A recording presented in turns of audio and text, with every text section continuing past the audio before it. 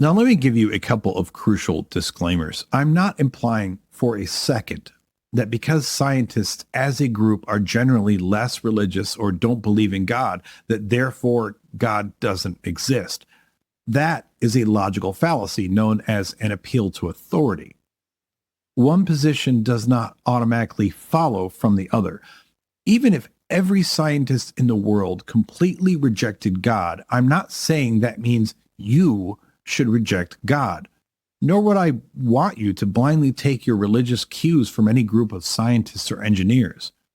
Their expertise is in their field, not necessarily in theology.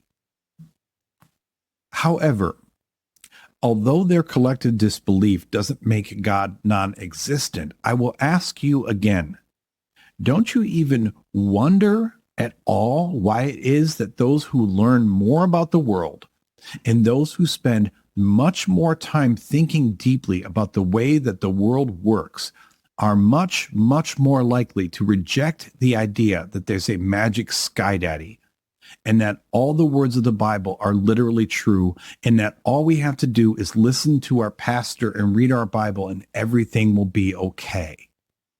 Consider this. There's no inherent penalty for a scientist or an engineer to believe in God. They could still be religious and still go to work. You don't have to pray while you're doing your experiments. So it's not like there's a real loss to them for believing if they chose to. And yet, with no professional or intellectual penalty whatsoever for believing, they still choose en masse not to believe, or at least not to pray to a God in a traditional sense. Or to put it another way, as a whole, when they look at the tenets of religion, those tenets ring false to them.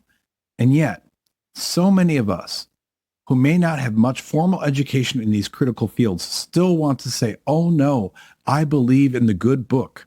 I believe in God and salvation and Jesus Christ. And yep, he's going to save me. This is a profound disconnect.